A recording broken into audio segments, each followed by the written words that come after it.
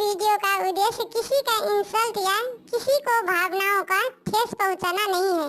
इस वीडियो का सिर्फ और सिर्फ मनोरंजन के लिए बनाया गया है। इसे अपने दिल पर ना ले। हम सभी कलाकारों का सम्मान करते हैं। धन्यवाद।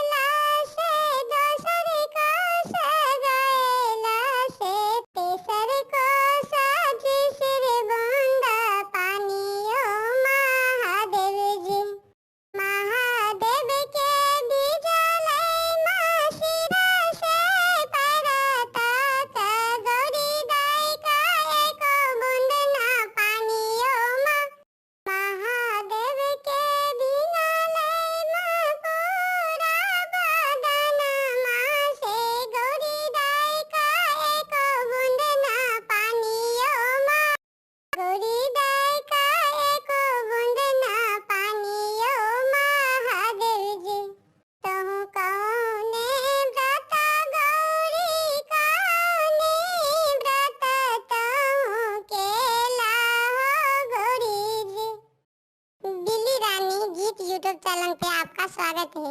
यहाँ पर आपको एनिमेशन वीडियो गीत मिलेगा। अगर आपको यह चैनल बिल्ली रानी गीत आपको पसंद है तो अपना कमेंट करें और साथ साथ चैनल को सब्सक्राइब जरूर करें। धन्यवाद।